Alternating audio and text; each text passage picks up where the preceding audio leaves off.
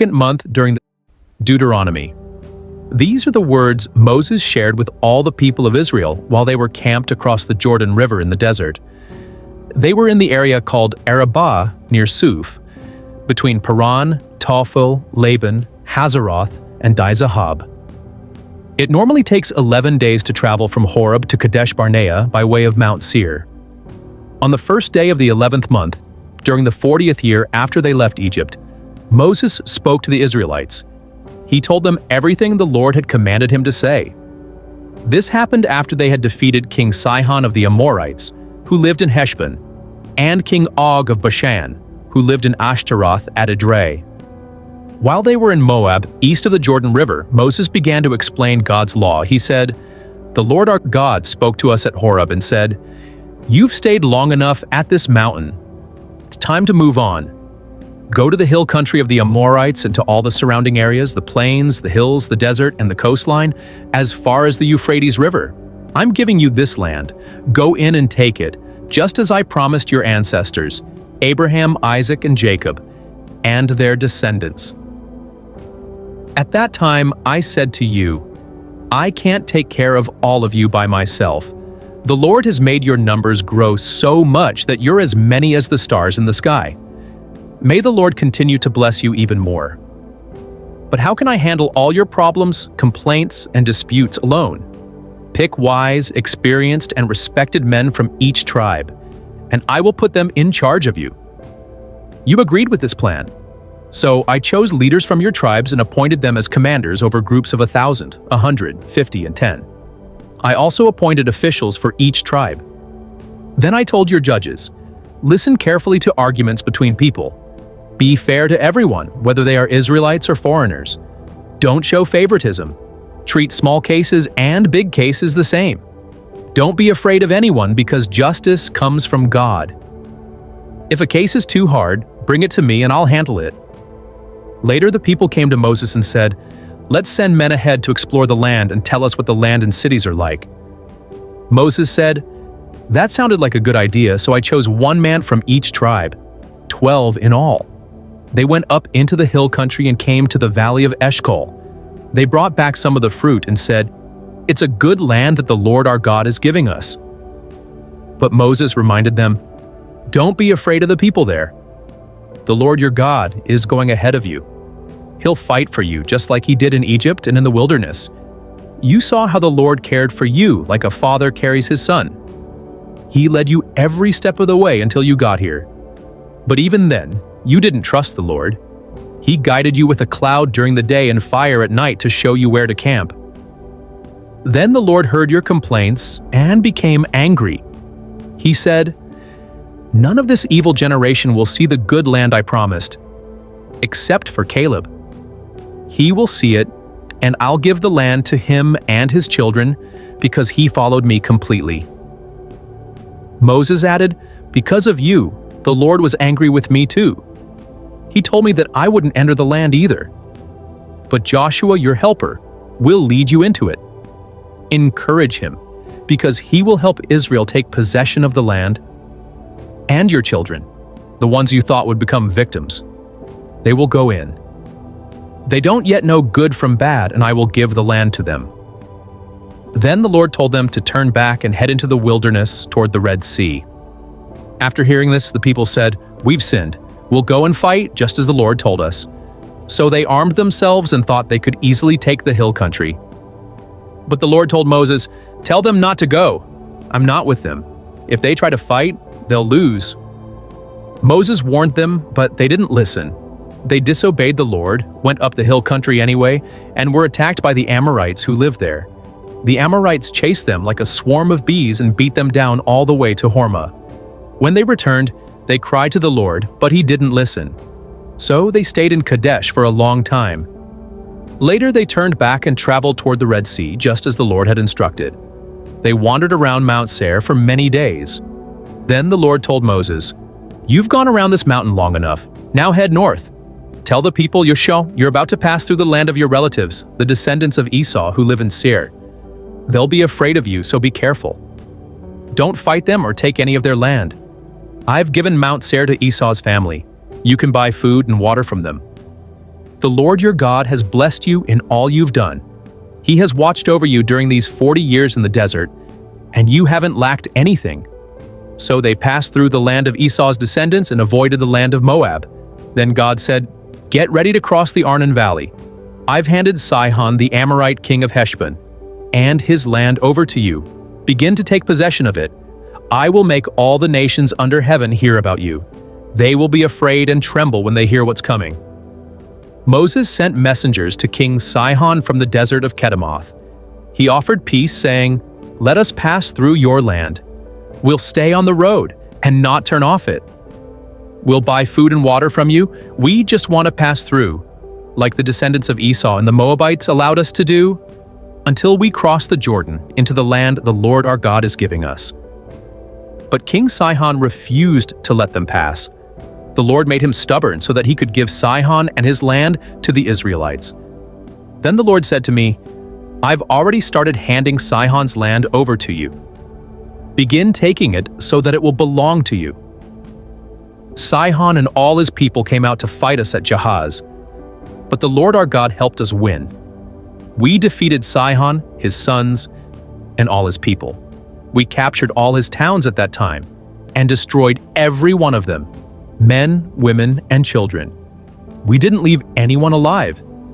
The only things we kept were the animals and the valuable goods from the towns. From Aroer, which is near the Arnon Valley, to the towns in the valley, and even up to Gilead, there was no town too strong for us. The Lord our God gave them all to us. Jair from the tribe of Manasseh took over the whole Argob region, reaching the borders of the Geshurites and Maacathites. He named that land Bashan, but called it Havoth Jair after himself. It's still called that today. I gave the land of Gilead to Mashir, and I gave land from Gilead to the Arnon Valley to the tribes of Reuben and Gad. This included the valley itself up to the Jabbok River, which is the border of the Ammonites. I also gave them the Jordan River Valley from Lake Kinnereth to the Dead Sea, below the slopes of Mount Pisgah to the east. Then I told you, "The Lord your God has given you this land to live in. But all your strong men must go ahead of the others, ready for battle. Your wives, children, and livestock, I know you have a lot of animals, can stay in the towns I gave you until the Lord gives rest to your fellow Israelites and they take the land he's giving them across the Jordan. Then you can go back to your homes." At that time, I also told Joshua, "You've seen how the Lord your God defeated these two kings. He will do the same to all the kingdoms across the Jordan. Don't be afraid of them, because the Lord your God will fight for you." Then I begged the Lord, "Lord God, you've started to show me how great and powerful you are. There's no God in heaven or on earth who can do what you do. Please let me cross over the Jordan and see the beautiful land, the hill country, and Lebanon." But the Lord was angry with me because of you. He didn't listen to my request. The Lord said, "That's enough. Don't bring this up again. Go to the top of Mount Pisgah and look in every direction, north, south, east, and west. You can see the land, but you won't go across the Jordan. Instead, help Joshua get ready. Encourage and strengthen him, because he will lead the people across and help them take the land." So we stayed in the valley across from Beth Peor. Now, Israel, listen to the laws and rules I'm teaching you. Follow them so you can live and take the land the Lord, the God of your ancestors, is giving you. God made his covenant with you, the 10 Commandments, and he wrote them on 2 stone tablets. Then the Lord told me to teach you his laws and commands, so you would follow them when you enter the land across the Jordan. Be very careful. You didn't see any shape or form when the Lord spoke to you from the fire at Horeb, so don't make any idols to look like people, animals, birds, reptiles, or fish. The Lord your God is like a consuming fire. He is a jealous God. When you have children and grandchildren and have lived in the land for a long time, don't become corrupt by making idols. If you do what is wrong and make God angry, I call heaven and earth to witness that you will be destroyed quickly. You will not last long in the land across the Jordan. You will be wiped out. But later, when you are in trouble and all these things have happened, you will turn back to the Lord your God. You will listen to his voice because he is merciful. He won't leave you or destroy you. He won't forget the promise he made to your ancestors. Think about the past, from the time people were first created, and ask anyone from one end of the sky to the other, has anything this amazing ever happened before?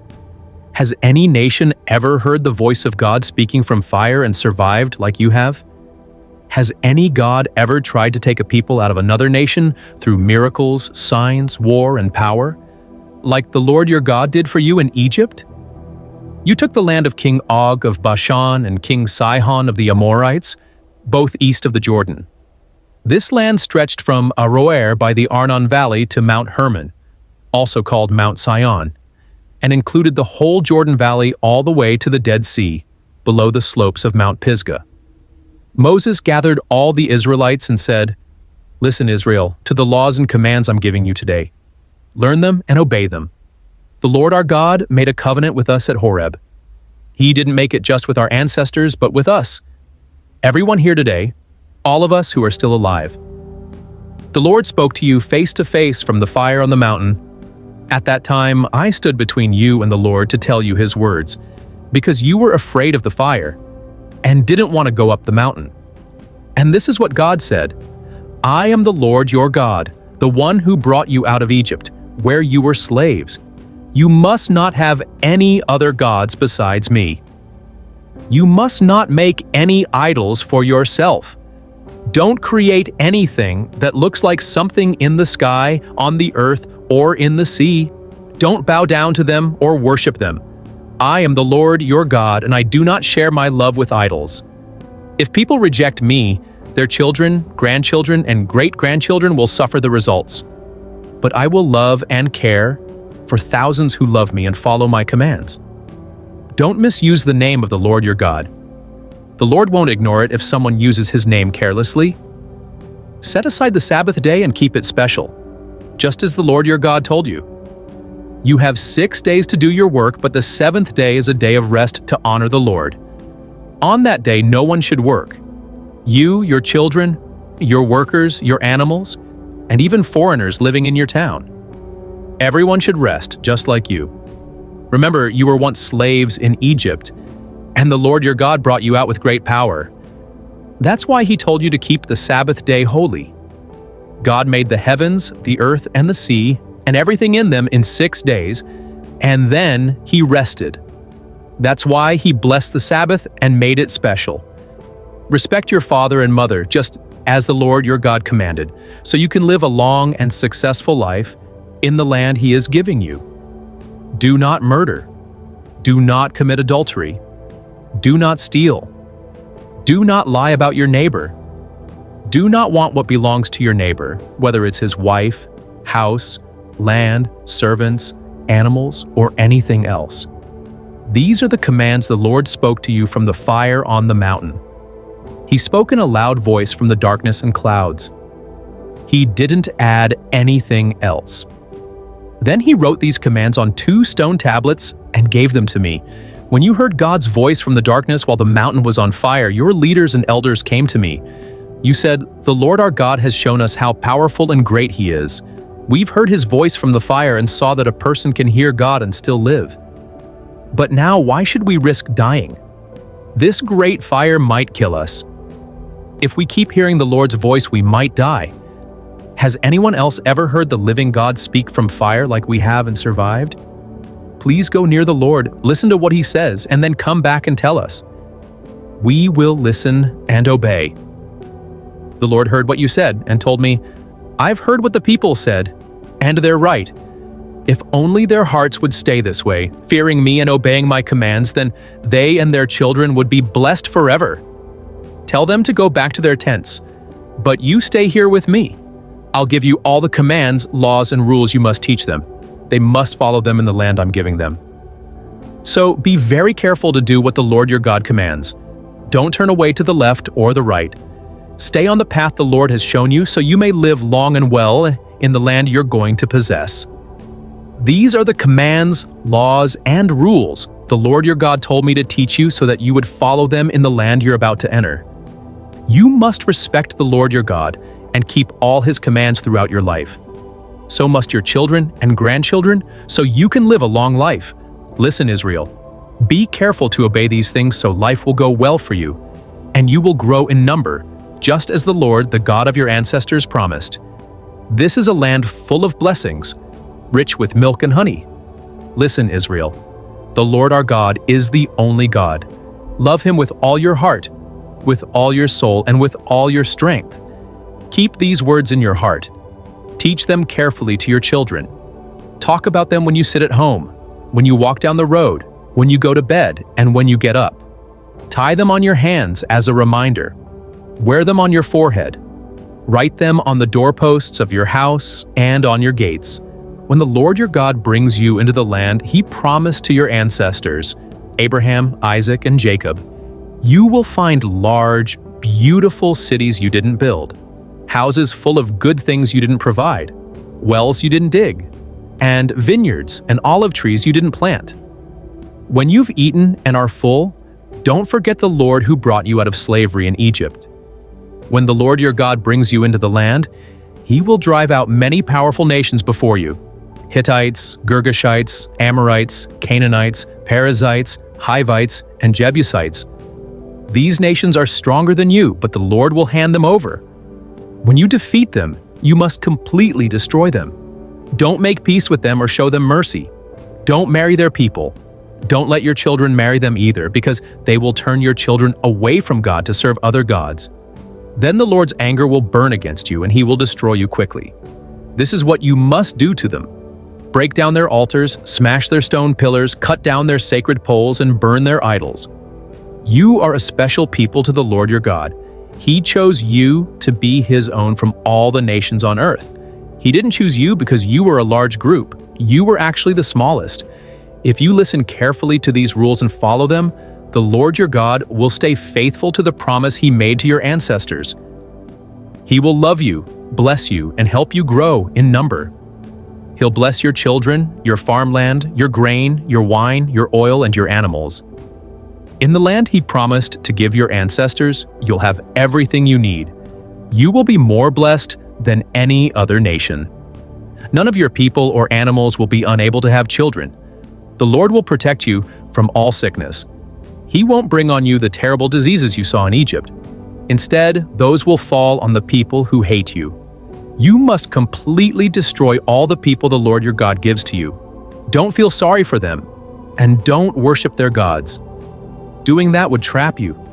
If you start to think, these nations are too powerful for us, how can we defeat them? Don't be afraid. Remember what the Lord your God did to Pharaoh and all of Egypt. You saw for yourself the great troubles they went through, the miracles, the signs, and the power God used to bring you out. He will do the same to all the people you're afraid of now. God will even send panic and confusion ahead of you so your enemies won't stand a chance. He'll drive them out little by little, not all at once, so wild animals don't take over the land before you're ready. But over time, God will hand them over to you and you'll defeat them completely. You'll take down their kings and wipe out their names from the earth. No one will be able to stand against you. You'll burn their idols, and you must not desire the silver or gold on them. Don't take any of it, or you'll be caught in a trap. It's disgusting to the Lord your God. Don't bring anything disgusting into your home, or you'll be destroyed along with it. Hate those things completely. Get rid of them. They are meant to be destroyed. Be sure to obey all the commands I give you today so you can live, grow, and take the land the Lord promised your ancestors. Remember how the Lord your God led you through the desert for 40 years. He used that time to humble you and test your heart, to see if you would keep his commands. He let you go hungry and then fed you with manna, something you and your ancestors had never seen before. He wanted you to learn that people don't live on bread alone, but by every word that comes from God. During those 40 years, your clothes didn't wear out and your feet didn't swell. So remember, just like a parent disciplines their child, the Lord your God disciplines you for your own good. Obey God by walking in his ways and loving him. He's bringing you into a wonderful land with streams, fountains, and springs that flow in valleys and hills. It's a land full of wheat, barley, grapes, fig trees, pomegranates, olive oil, and honey. You'll have plenty of food and everything you need. The land even has iron in the rocks and copper in the hills. When you've eaten your fill, thank the Lord your God for the good land he gave you. But be careful. Don't forget God. Don't stop obeying His commands. When you have full stomachs, nice homes, big herds, and plenty of silver and gold, don't let pride take over your heart.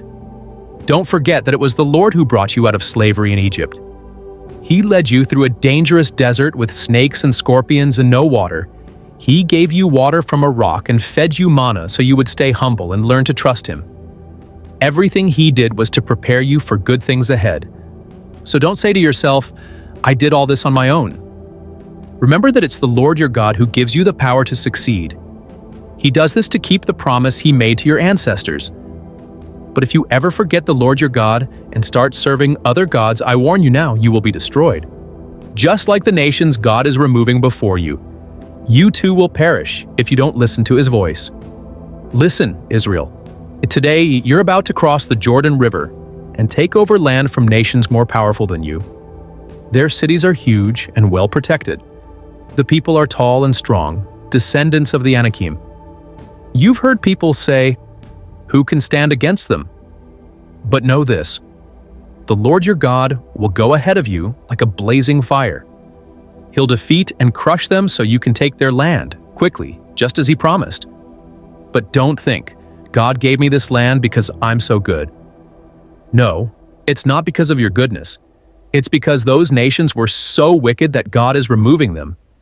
God is keeping the promise He made to your ancestors, Abraham, Isaac, and Jacob. So understand this clearly: the Lord your God is not giving you this good land because you've earned it. You've been stubborn and rebellious. Don't forget how you made the Lord angry in the desert. From the day you left Egypt until now, you've constantly disobeyed Him. God gave me 2 stone tablets with His commands written by His own finger. They held the words He spoke to you from the fire on the mountain when the whole community gathered. After 40 days and nights, the Lord gave me the 2 stone tablets, the ones that had the covenant written on them. Then He said, "Hurry down the mountain. The people you brought out of Egypt have already messed up. They've turned away from my commands and made a metal idol for themselves." The Lord also said, "I've seen these people. They are stubborn and hard-headed. Leave me alone so I can destroy them and erase their name from the earth. After that, I'll make a new nation from you that will be stronger and bigger than they are." Then I took the 2 tablets and threw them down, breaking them in front of you. I fell down before the Lord again, just like I did the first time. 40 days and nights without eating or drinking, because of your terrible sin.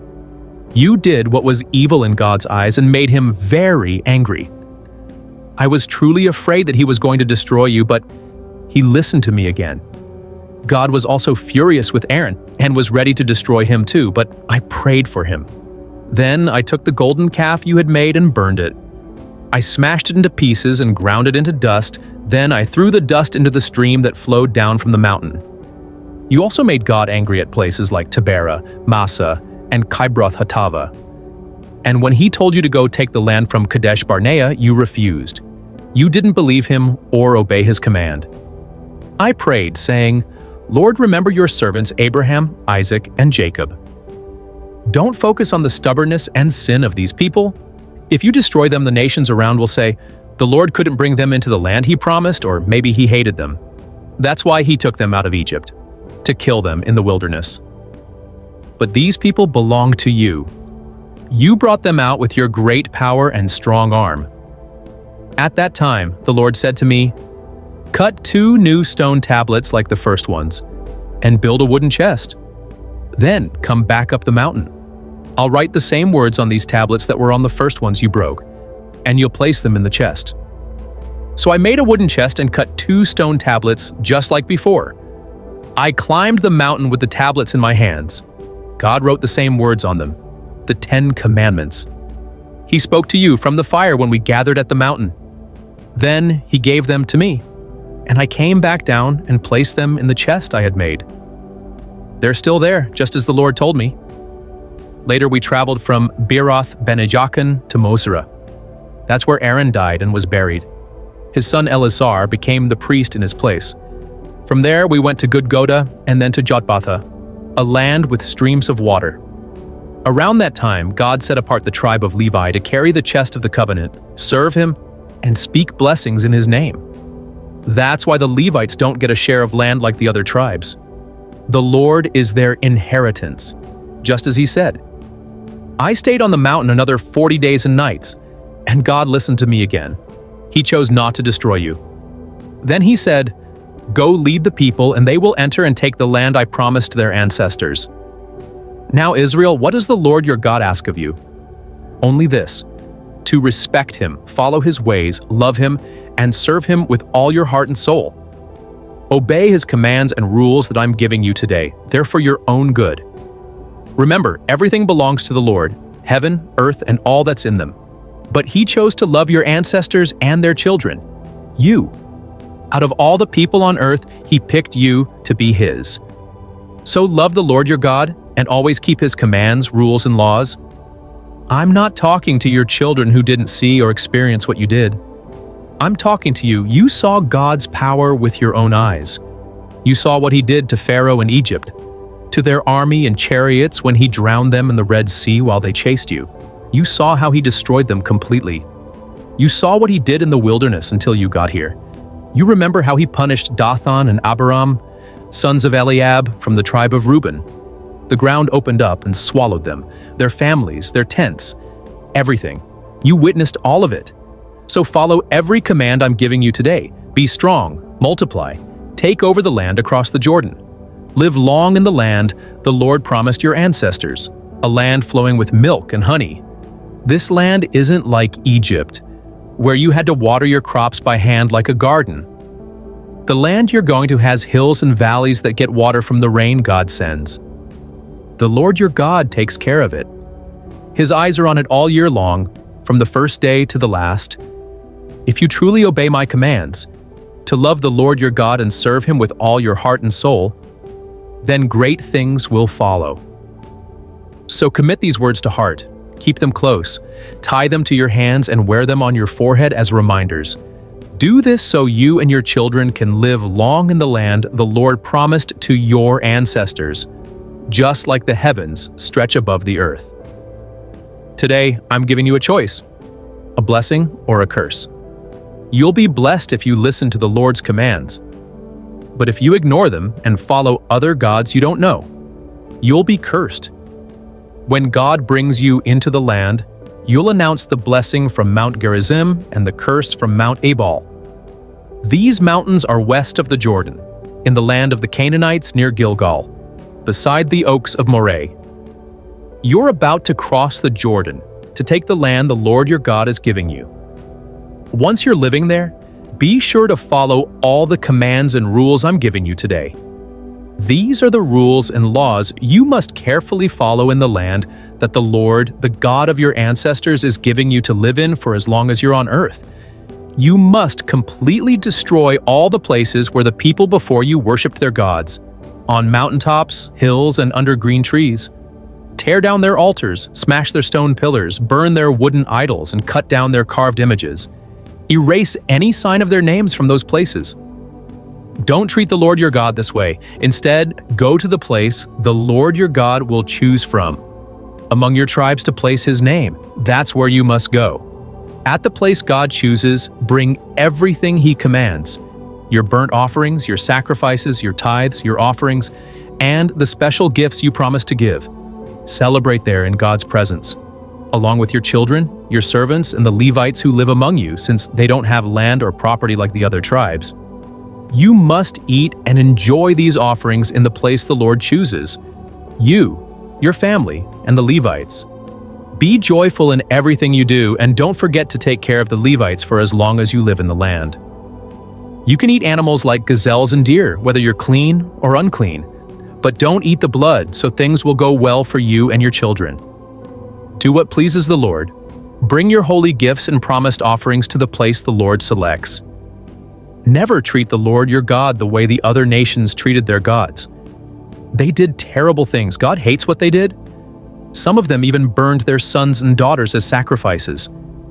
Be careful to do everything God commands. Don't add anything, and don't leave anything out. If someone among you claims to be a prophet or has dreams and gives signs or predictions that come true and then says, "Let's go worship other gods," don't listen to them. The Lord your God is testing you to see if you truly love Him with all your heart and soul. Instead, follow the Lord your God. Respect Him. Obey His voice, stay close to Him, and follow His commands.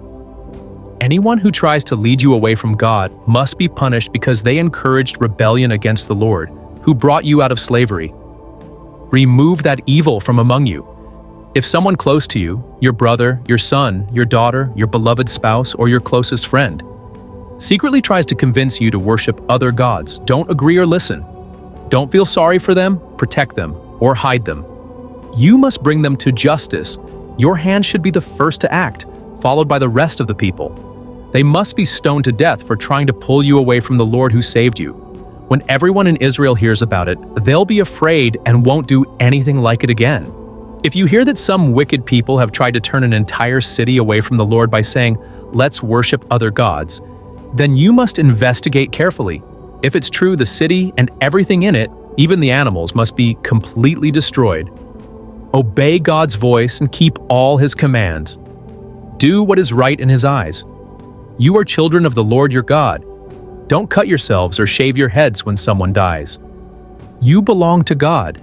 He chose you to be His special people, more precious than anyone else on earth. Don't eat anything disgusting. These are the animals you may eat: ox, sheep, goat. All flying insects are unclean. Don't eat them. But you can eat any bird that's clean. Don't eat animals that died on their own. You may give them to foreigners or sell them, but don't eat them yourselves because you are God's holy people. Don't boil a young goat in its mother's milk. Be sure to give 1/10 of everything your fields produce each year. Bring that tithe to the place God chooses and eat it there: your grain, wine, oil, and firstborn animals. This will help you always remember to honor and respect the Lord. If the place is too far away, trade your tithe for money. Bring the money to God's chosen place and buy whatever you want: oxen, sheep, wine, or anything else. Eat and celebrate there with your household. Don't forget the Levite in your town because they don't own land like you do. Every 3 years, gather your tithe and store it in your town. Let the Levites, foreigners, orphans, and widows come and eat as much as they need. If you do this, the Lord will bless everything you do. Every 7th year, cancel all debts. This is how it works. Every lender must forgive the debts of fellow Israelites. You may still collect from foreigners, but you must forgive what your fellow Israelites owe. If you follow this command, there won't be any poor among you. The Lord will bless you greatly in the land He's giving you as long as you obey Him. He promised to bless you. You'll lend to many nations, but never need to borrow. You'll rule over others, but no one will rule over you. If someone in your town is poor and needs help, don't be selfish or cold-hearted. Be generous and lend them whatever they need. Don't think to yourself, "The year when debts are canceled is coming soon," and then refuse to help. If you do, and the poor person cries out to God about your unfairness, you'll be guilty of sin. Instead, give freely and be kind about it. If you do, God will bless everything you do. When you free someone who served you, be generous. Give from your animals, your grain, and your wine, just as God has blessed you. Remember, you were once a slave in Egypt, and God rescued you. That's why I'm telling you to do this. If your servant doesn't want to leave you because they love you and have had a good life with you, then make it official. Take a sharp tool and pierce their ear at the doorpost. That person will then stay with you for life. Do the same for a female servant if needed. Don't feel bad about letting a servant go free. They've worked hard for you, and God will bless you for doing what's right. All firstborn male animals from your herds and flocks belong to God. Don't use them for work or collect wool from them. Celebrate the Passover in the first month of the year, because that's when God brought you out of Egypt at night. Offer your Passover animal at the place God chooses. For 7 days, eat bread without yeast, the kind that reminds you of your escape from Egypt. Don't keep any leftover meat until the next morning, and don't eat anything with yeast during that time. Don't offer the Passover sacrifice in just any town. It has to be in the place God chooses. Cook and eat it there, then go back home in the morning. For 7 days, eat bread without yeast. On the 7th day, Gather to worship God and don't do any work. Count 7 weeks from when you start harvesting grain. Then celebrate the Feast of Weeks. Bring a special gift to God based on how much He has blessed you. Be joyful with everyone, your family, servants, the Levites, foreigners, orphans, and widows. Celebrate at the place God chooses. Remember, you were once slaves in Egypt, so obey these rules carefully. Don't plant any trees near the altar of God, especially not for idol worship. Don't set up stone pillars either, because God hates them. Don't offer a damaged or flawed animal to God. He sees that as wrong. If someone in your town worships other gods or prays to the sun, moon, or stars, things God never told you to worship, you must look into it carefully. If it's true, the person must be punished. Take them outside the town and stone them. But don't do this based on just one person's word. There must be at least 2 or 3 witnesses. The people who saw the wrongdoing must be the first to act, followed by everyone else. This will help remove evil from your community. If someone ignores the priest or judge who serves God, that person must be punished so that everyone else will be afraid and stop acting that way. When you settle in the land God gives you, you might say, "We want a king like the other nations." If so, choose someone God approves of, someone from your own people. Don't choose a foreigner. The king must not collect many horses or send people back to Egypt to get more. God already said not to go back there. He also shouldn't have many wives or store up lots of silver and gold, or he might turn away from God. When he becomes king, he must write down a copy of God's law with the help of the priests. He must read it every day so he learns to respect God and obey his laws. That way, he won't become proud or turn from the right path. Then he and his children will rule in Israel for a long time. The tribe of Levi, the priests, won't receive land like the other tribes. Instead, they'll be given offerings from the people. If a Levite decides to move to the place God chooses to live, he can serve there just like the other Levites and share in the offerings, plus anything he earns from selling family property. When you enter the land God gives you, don't copy the evil customs of the people there. No one should sacrifice their children in fire or practice things like witchcraft, fortune-telling spells, or talking to spirits or the dead. God told me, "What the people asked is right. I will send them a prophet like you from among their own people. I will give him my words, and he will speak everything I tell him. Anyone who doesn't listen will be held accountable. But if a prophet claims to speak in my name when I haven't told him to, or if he speaks in the name of other gods, he must be punished." You might wonder, how can we know if a message is not from God? If a prophet says something will happen and it doesn't, then that message wasn't from God. Don't be afraid of that prophet. When the Lord your God destroys the nations living in the land he's giving you and you move into their towns and homes, you must set aside 3 cities in your territory. These cities are meant to be safe places where someone can run if they've accidentally killed someone. Make sure the roads to these cities are ready and clearly marked, so people can get there quickly. If God gives you even more land, just like he promised your ancestors, and you continue to obey all his commands, love him, and follow his ways, then you should add 3 more safe cities. That way, innocent people won't be wrongly killed, and you won't be guilty of spilling innocent blood. But if someone kills another person on purpose, because they hated them and planned it, then runs to one of the safe cities, the leaders must send for that person and hand them over to the family seeking justice. Don't feel sorry for the murderer.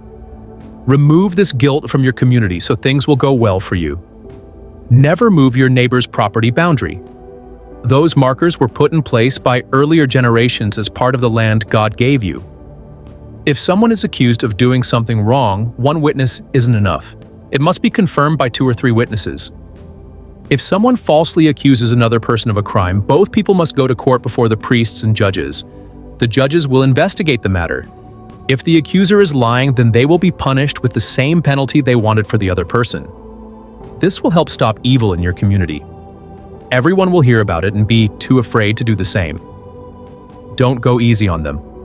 Life for life, eye for eye, tooth for tooth, hand for hand, and foot for foot. When you go to war and see that the enemy has more soldiers, horses, or chariots, don't be afraid. God, who brought you out of Egypt, will be with you. Before the battle, the priest will come forward and say, "Listen, people of Israel, you're about to fight. Don't be afraid or lose courage, because the Lord your God will go with you and help you win." Then the officers will speak to the soldiers and ask, "Has anyone just built a new house but hasn't dedicated it yet? Go home in case you die in battle and someone else takes your house. Have you planted a vineyard but haven't eaten from it yet? Go home in case you die and someone else enjoys the fruit. Are you engaged to someone but haven't married yet? Go home in case you die and someone else marries them." They'll also say, "Is anyone too scared or discouraged? Go home so you don't make others afraid too." After this, army commanders will be assigned. If you come to a town and plan to attack it, first offer peace. If the town accepts, the people will become your workers. If they refuse and want to fight, surround the town. When God helps you win, kill all the men. But you may keep the women, children, animals, and anything else as your reward. This is how you should treat towns far away. But for the towns nearby, those God is giving you as your land, you must destroy everything. Don't let anything survive. Completely wipe out the people there, the Hittites, Amorites, Canaanites, Perizzites, Hivites, and Jebusites, just like God told you. If you don't, they might teach you to worship their gods and lead you into sin. If you're attacking a city for a long time, don't cut down fruit trees. They are not your enemy. You can eat from them. But if a tree doesn't produce food, you may cut it down and use it to build war tools and siege ramps. If someone is found murdered in the countryside and no one knows who did it, the local leaders must measure the distance from the body to the nearest town. The elders of that town will take a young cow that's never been used for work and bring it to a valley with running water where nothing has ever been planted. There they will break the cow's neck.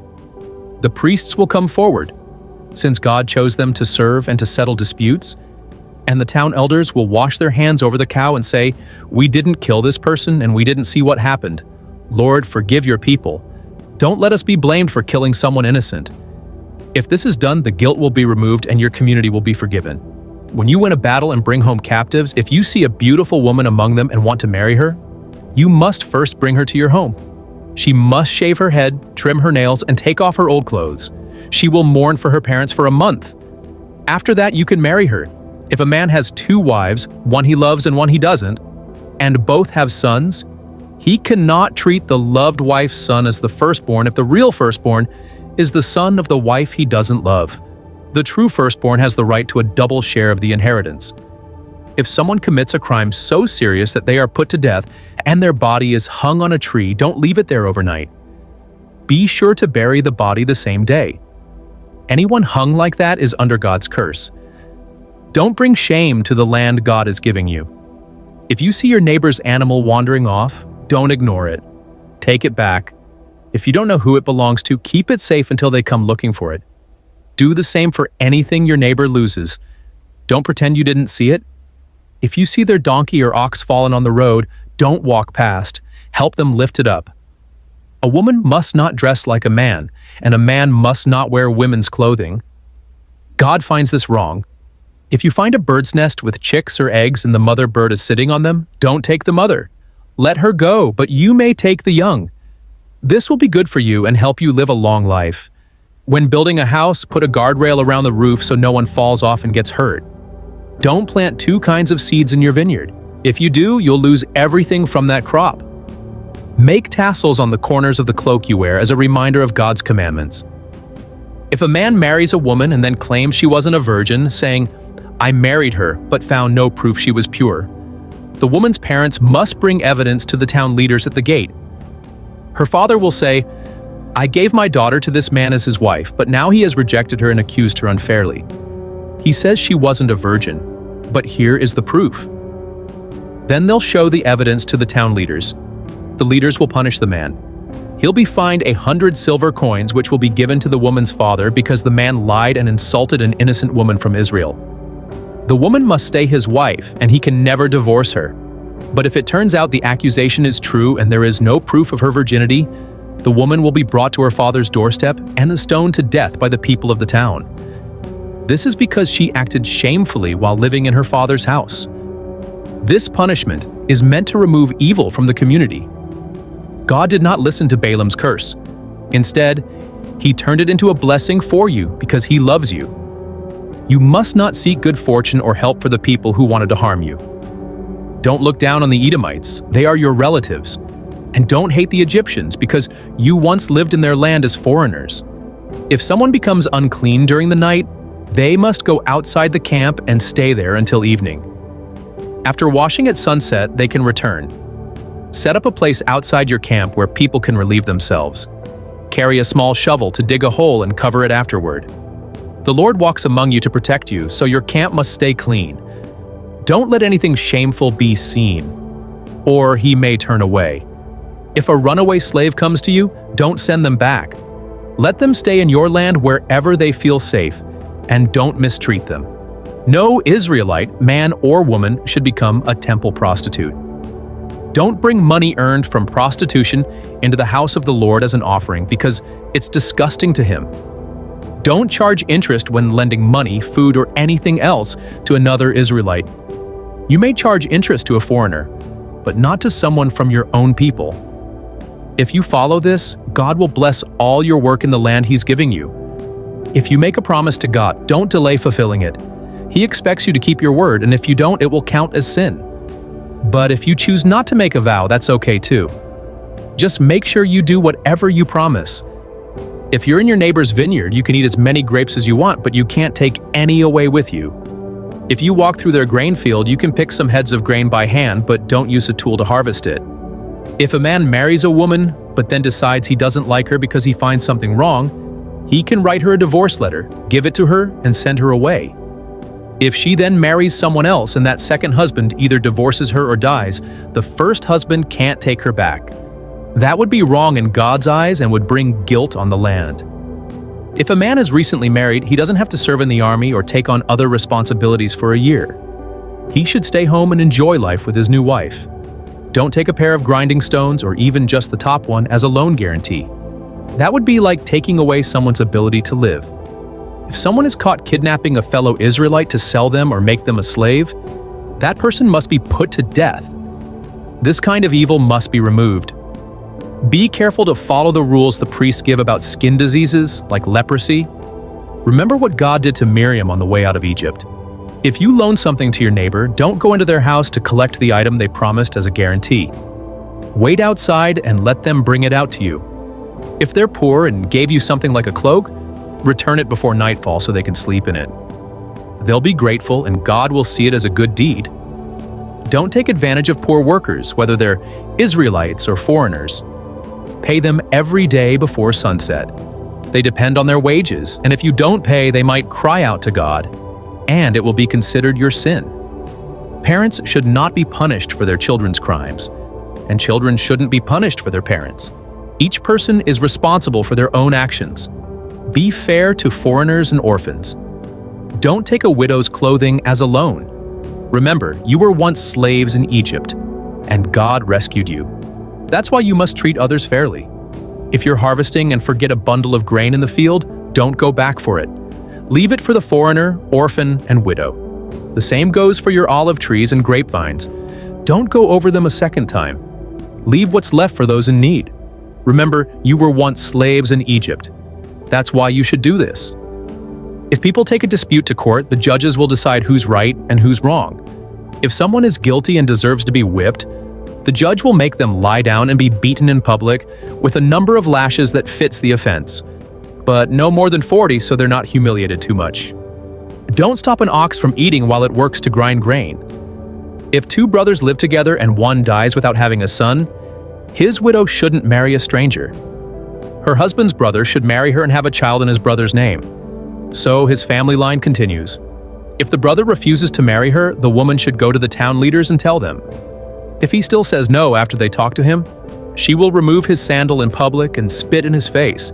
She'll say, "This is what happens to a man who won't carry on his brother's family." After that, his family will be known as the house of the man whose sandal was removed. You must not carry 2 sets of weights in your bag, one heavier and one lighter. And you must not keep 2 different sets of measuring tools at home, one big and one small. Use only honest and accurate tools for weighing and measuring so that you may live a long life in the land God is giving you. God detests anyone who cheats others with dishonest measures. Don't forget what the Amalekites did to you when you were leaving Egypt. They attacked the weak and tired people at the back of the group without any respect for God. So when God gives you peace from your enemies and settles you in the land He's promised, you must wipe out the memory of Amalek from the earth. Never forget this. When you arrive in the land God promised to give you and you begin to live there, take the first portion of your crops and put them in a basket. Go to the place God has chosen for worship. There you'll meet the priest and say, "I declare today that I have arrived in the land the Lord promised our ancestors." The priest will take your basket and place it in front of the altar. Then you'll say, "My ancestor was a wandering man from Aram. He went to Egypt with only a few people, and there he became a large and strong nation." You'll continue by saying, "I have not used this offering while I was grieving. I didn't give it away while I was unclean, and I never used it in honor of the dead. I have followed every command you gave me. Please look down from heaven, from your holy place, and bless your people and the land you have given us, a land flowing with milk and honey." God has declared that you are His people, His special treasure, so you must obey all His commands. He will raise you up higher than all other nations. He'll give you fame, praise, and honor. You will be His holy people, just as He promised. Moses and the elders told the people, "Follow all the commands we give you today. When you cross the Jordan River and enter the land God is giving you, set up large stones and cover them with plaster. Write all these laws on them once you cross over. This will help you remember what God wants, so you can live well in the land flowing with milk and honey, the land God promised to your ancestors. After you've crossed the river, set up the stones on Mount Ebal and build an altar to God with natural stones. Don't use tools on them. Offer burnt and peace offerings there and celebrate before God." Moses and the priests said, "Be quiet and listen, people of Israel. Today you have become a God's own people. So obey His voice and keep all the commands we give you. Anyone who secretly kills another person will be cursed, and everyone will say, 'Amen.' Anyone who takes money to hurt or kill an innocent person will be cursed, and everyone will say, 'Amen.' Anyone who ignores these laws and refuses to follow them will be cursed, and everyone will say, 'Amen.' If you listen carefully to God and follow all His commands, He will make you greater than every other nation on earth. Blessings will follow you everywhere. You'll be blessed in the city and in the countryside. Your children, your land, your animals, and your food will all be blessed. You'll be blessed when you come and when you go. God will make your enemies scatter. They may come at you one way, but they'll run away in 7. He will bless your work and your storage. He will bless you in the land He gives you. He'll make you His holy people if you obey His commands and live as He says. Other nations will see that you belong to God and will respect you. God will give you many children, healthy crops, and strong animals in the land He promised your ancestors. He'll open up the skies and send rain at the right time. You'll be successful in everything you do. You'll lend to many but never need to borrow. You'll be the leader, not the follower, on top, not the bottom, if you obey God's commands. But if you don't listen to God or follow His rules, all these curses will come upon you. You'll be cursed in the city and in the country. Your food, your land, your children, and your animals will all be cursed. God will bring disaster, confusion, and failure to everything you try to do until you are destroyed. This will happen because you turned away from Him. He'll send sicknesses, fevers, droughts, and other troubles that won't stop until you're ruined.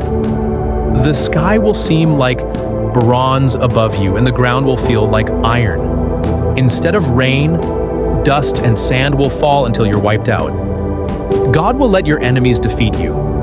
You'll run in panic from them and be scattered among many nations. Your bodies will be left as food for birds and wild animals, and no one will chase them away. God will strike you with diseases like the ones in Egypt, boils, rashes, and skin problems that can't be cured. He'll make you lose your mind, become blind and confused. In the middle of the day, you'll feel around like a blind person in the dark. Nothing you try will succeed. You'll be robbed and mistreated with no one to help. You'll be engaged to a woman, but another man will sleep with her. You'll build a house but never live in it. You'll plant a vineyard but never eat its fruit. A nation you've never heard of will take everything you worked hard for: your crops, your food, and your labor.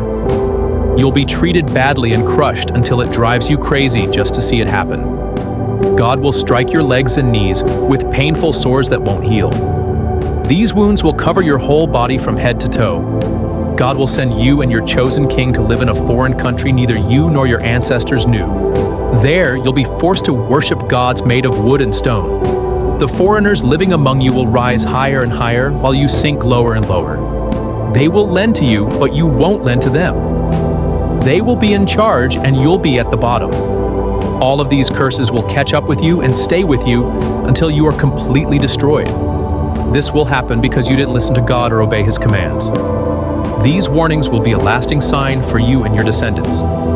Because you didn't serve God with joy and thankfulness when you had more than enough, you will end up serving your enemies. You'll suffer from hunger, thirst, lack of clothing, and have nothing left. God will put a heavy burden on you until you're completely broken. God will bring a powerful nation from far away, like an eagle swooping down. You won't understand their language.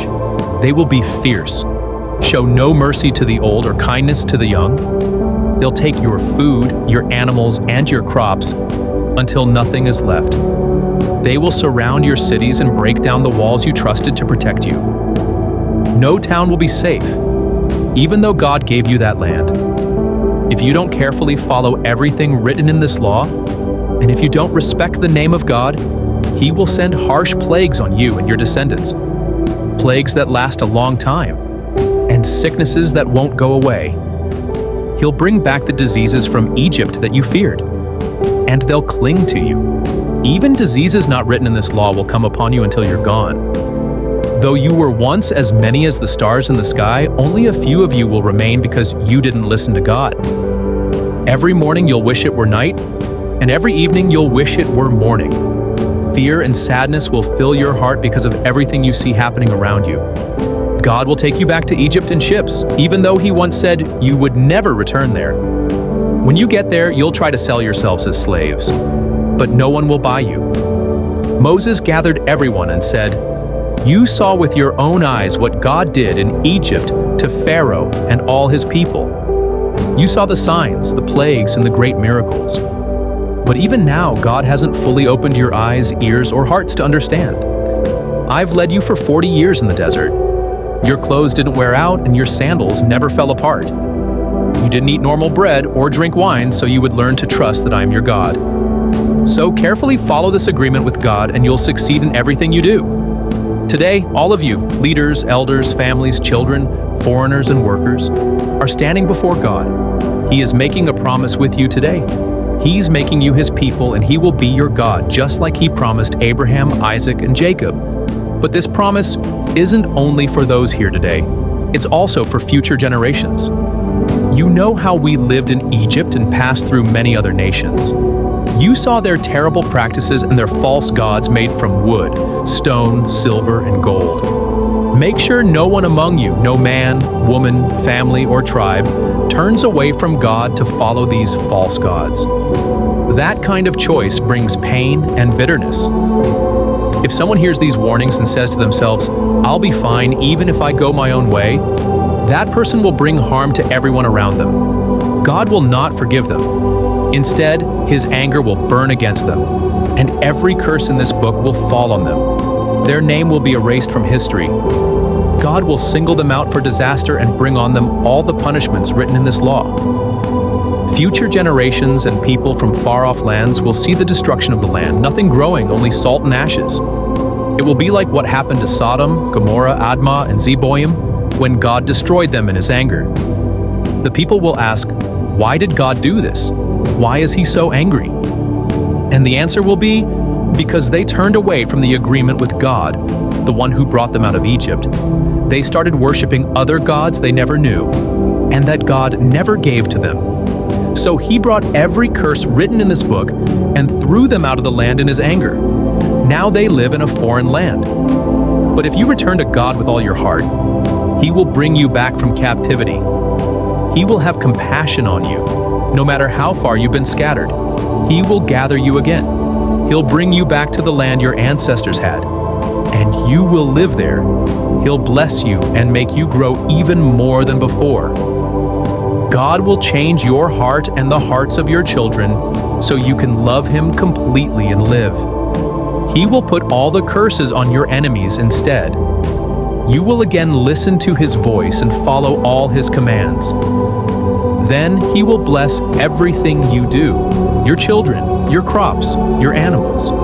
He'll be glad to bless you, just as he was glad to bless your ancestors. All this will happen if you obey him and turn to him with your whole heart and soul. These commands I'm giving you today are not too difficult or out of reach. They aren't hidden in heaven or far across the sea.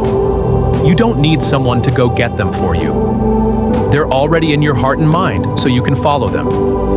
Today, you have a choice: life or death, blessings or trouble. If you love God, follow his ways, and keep his commands, you will live and grow strong. God will bless you in the land you are about to enter and make your home. But if you turn away from God and don't listen to him, if you start worshiping other gods and serving them, I'm telling you now, you will be destroyed. You won't live long in the land you're about to enter. Today, I call on heaven and earth to witness that I've given you a choice: life or death, blessings or curses. So choose life. Love the Lord your God, listen to his voice, and stay close to him. He is your life and the one who gives you time on this earth. If you follow him, you'll live in the land he promised to your ancestors, Abraham, Isaac, and Jacob. Moses spoke all these words to the people of Israel. He said, "I'm 120 years old today. I can't lead you anymore, and God has told me, I won't cross the Jordan River with you. But the Lord your God will lead you into the land. He'll destroy the nations, living there so you can take over, and Joshua will lead you just like God said." God will do to these nations what he did to Sihon and Og, the kings he defeated before. He will hand them over to you, and you must do everything he told you. Be strong and brave. Don't be scared, because the Lord your God is going with you. He won't leave you or let you down. Then Moses called Joshua and said in front of everyone, "Be strong and brave. You're going to lead the people into the land God promised to their ancestors. God will go ahead of you, and he will be with you. He won't leave you. So don't be afraid or discouraged." Moses wrote down the laws in a book and gave it to the priests, the Levites who carried the Ark of the Covenant, and to the elders of Israel. He told them, "Every 7 years during the special festival when debts are forgiven, gather all the people, men, women, children, and even the foreigners among you. Read this law out loud to everyone. That way they can learn to respect and obey God. Even the children who don't yet know the law will hear and learn to respect the Lord as long as they live in the land you're about to enter." God said to Moses, "Your time is almost up. Call Joshua and come meet me at the tent so I can give him his instructions." So Moses and Joshua went to the tent of meeting. The Lord appeared in a pillar of cloud that stood at the entrance of the tent. Then the Lord said, "Soon you will rest with your ancestors. But the people will turn away from me. They will chase after other gods and break the agreement I made with them. On that day I will be angry. I'll turn away and let them face disaster. When trouble comes, they'll say, 'This is happening because God isn't with us.' But I will hide from them because of all the wrong they've done, worshiping other gods." God continued, "Write down this song and teach it to the people. Make sure they remember it so it can serve as a witness against them." After Moses finished writing the entire law, he told the Levites who carried the ark, "Take this book and place it beside the Ark of the Covenant. It will stand as a witness against the people." I know how stubborn you are. While I'm still alive, you're already disobeying the Lord. So imagine how much worse it will be after I'm gone. Gather all the leaders and judges. I'll speak these words to them, and I'll call heaven and earth as witnesses. I know you will turn away from what I taught, and disaster will follow. You'll do what is wrong and make God angry with your actions." Then Moses spoke the words of this song to the whole assembly until he finished. "Listen, heaven and earth, I'm about to speak. Let my words fall like rain and dew, softly and gently bringing life. I will declare how great the Lord is. Our God deserves all praise. Is this how you repay the Lord, you foolish people? Isn't he your father, the one who created and raised you? Remember the past. Think about the years before you. Ask your parents and your elders. They'll tell you the truth. When God gave each nation its land and set their borders, he did it based on the number of his heavenly beings. But the people of Israel are his special treasure. He found them in a dry, wild place and protected them like someone guards the apple of their eye. Like an eagle caring for its young, he lifted them up and carried them on his wings. The Lord alone guided them. No other God helped. He let them enjoy the good things of the earth. Food from the fields, honey and oil from the rocks, milk and meat from animals, and the best grain and wine. But they turned away from God and worshipped evil spirits. New gods they didn't know, ones their ancestors never feared. They forgot the God who gave them life. When God saw this, he was angry and rejected them because of how his children had behaved. He said, "I will hide my face from them and watch what happens. They are a twisted, unfaithful group. They made me jealous with fake gods. I will make them jealous using people who aren't even a real nation. I will use foolish people to make them angry. My anger burns like fire. It reaches deep and destroys everything, even the foundations of the mountains. I will pile disaster upon them and shoot all my arrows at them. They'll suffer from hunger, burning heat, and deadly sickness. Wild animals and poisonous creatures will attack them. They'll be terrified everywhere, outside and inside. Young men, young women, babies, and the elderly, none will be spared. I thought about wiping them out completely so no one would even remember them. But I held back because their enemies might get it wrong and say, 'We defeated them ourselves. God didn't help them.' These people have no sense. If only they were wise, they would think about their future. Their wine is like poison from snakes, dangerous and deadly. God says all of this is stored up and ready. When the time comes, I will act. When they stumble, I'll take revenge. The day of disaster is near and coming fast. The Lord will stand up for his people and show kindness to his servants when he sees they've lost all strength and have no one left, slave or free. Then he will say, 'Where are the gods you trusted? Where is the rock you thought would protect you? The ones you gave sacrifices to, the ones you poured out wine for? Let them come help you now. Let's see if they can save you. Look, I am the only God. There's no one else like me. I bring life and take it away. I can injure and I can heal. No one can stop what I decide to do. I raise my hand to heaven and promise, as surely as I live forever, when I sharpen my sword and get ready to bring justice, I will punish my enemies and pay back those who hate me. My arrows will drip with blood and my sword will feast on flesh, on the bodies of the defeated, on the heads of enemy leaders with their long hair. Celebrate with me, you heavens. All you heavenly beings, bow down to him. God will make things right for his people. He will take revenge on his enemies and give justice to those who hate him. He will make peace for the land of his people." Before he died, Moses gave this blessing to the people of Israel. He said, "The Lord came from Sinai, shining like the sun. He came with thousands of angels, bringing his law with fire in his hands. He truly loves his people. All the holy ones are in his care. They follow at his feet and listen to his words." Moses gave us God's law, a special gift to the people of Israel. God was our king when the tribes came together. Let Reuben live and not die out. Let his tribe grow in number. And Moses said this about Judah. Lord, hear Judah's voice and bring him safely to his people. Help him in battle. Stand by him against his enemies. About Levi, Moses said, Lord, the sacred tools belong to your faithful one, the one you tested at Massa and Meribah. He stood firm, even when it meant turning from his family. He honored your word and kept your agreement. His tribe will teach your rules to the people and bring offerings to your altar. Bless everything he has, Lord. Be pleased with his work. Strike down his enemies so they cannot rise again. For Benjamin, he said, the Lord's beloved will live safely with him.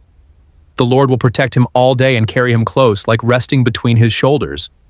For Joseph, Moses said, may the Lord bless his land with the best gifts. Rain from above, water from deep underground, rich crops from the sun and seasons, fruits from the old mountains and lasting hills, and all the treasures of the earth. May he also be blessed by the one who appeared in the burning bush. These blessings will fall on Joseph's head, the one chosen from among his brothers. He is like the firstborn bull, powerful and majestic. His horns are like a wild ox's, and with them he will push nations to the ends of the earth. His descendants will be the tens of thousands of Ephraim and the thousands of Manasseh. About Zebulun and Issachar, Moses said, be happy, Zebulun, when you go out, and Issachar when you stay home. You'll call the people to your mountain and offer good sacrifices. You'll enjoy the wealth of the sea and the hidden riches in the sand. For Gad, he said, blessed is the one who makes Gad strong. He lives like a lion, tearing arms and heads. He chose the best land for himself where leaders rule. He stood with the people and carried out the Lord's justice. About Dan, he said, Dan is like a young lion that jumps out from Bashan. For Naphtali, he said, Naphtali, you are full of favor and blessing from the Lord. Take possession of the west and the south. And for Asher, he said, Asher is blessed with many children. May he be loved by his brothers. May he bathe his feet in oil. Israel, you're so blessed. Who else has a God like yours? He is your shield, your strength, and your sword. Your enemies will fall before you, and you will stand strong over their lands. Then Moses went up from the plains of Moab to Mount Nebo, to the top of Pisgah, across from Jericho. There the Lord showed him the whole land, Gilead all the way to Dan, Naphtali, the land of Ephraim and Manasseh, all of Judah to the sea in the west, the Negev, and the valley of Jericho all the way to Zor. The Lord said, this is the land I promised to Abraham, Isaac, and Jacob. I told them I'd give it to their descendants. I'm letting you see it, but you won't cross into it. So Moses, the Lord's servant, died there in Moab, just as the Lord had said. He was buried in a valley near Beth Peor, but no one knows exactly where. Moses was 120 years old when he died. His eyesight was still sharp and he was still strong. The Israelites mourned for him in Moab for 30 days. Then their time of mourning ended. Jubilees. The Book of Jubilees is an ancient Jewish writing that most people today have never read or heard of. It tells the story of what was shown to Moses during the 40 days he spent on Mount Sinai, as mentioned in Exodus 24:18. An angel reveals this story to him, and it gives an overview of human history